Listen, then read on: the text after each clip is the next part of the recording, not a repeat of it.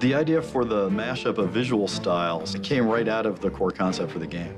Once you start throwing things together from 80 years of history, you're going to have stylistic inconsistencies. Once you've got a mashup from a thematic standpoint, it didn't take a super genius to say, hey, let's do that visually too. We have about 5 different art styles in the game. There is that inspired by feature films, classical, beautiful look. There is the short subject look in the 2D platforming sections. But we also have CGI, intro and endgame, really, computer rendered graphics.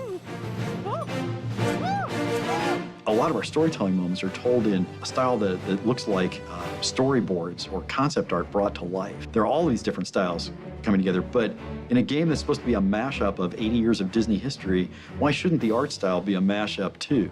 It took us a little bit to get our head wrapped around, how we wanted to mash up some of these inspirations, the Haunted Mansion from every different park, as well as, the Lonesome Ghost cartoons. How do those fit together? Different animators from different periods animated differently. So we had an interesting challenge of how to merge all the different styles together. Stylistically, you can figure that out, but from a game design standpoint, the characters that you're going to use and the mechanics and the gags from the old films and the rides, and how do you put these together in an interesting way that's going to keep the player pushing through to explore all of the little nooks and crannies to find out where those inspirations lie.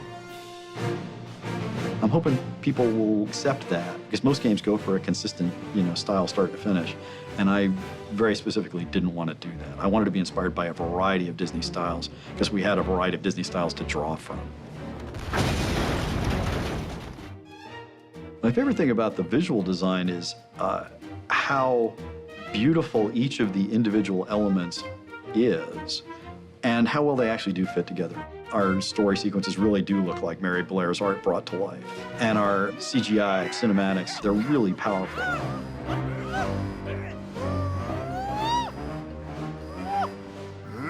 There's like these established sets of rules that people just accept when it comes to a game world. When you make a cartoon game world, all bets are off.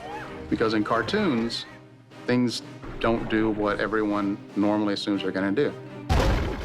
So we're working with getting the player to understand the rules of the cartoon universe and then how to express themselves through those rules.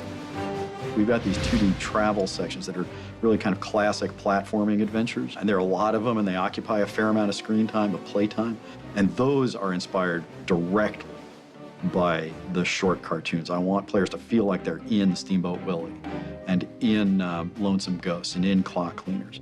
The 3D zones in Disney Epic Mickey, those are the bigger spaces, or the more wide open spaces, and the 2D transition levels basically connect the 3D spaces, so they're meant to be a little bit of a whimsical breather.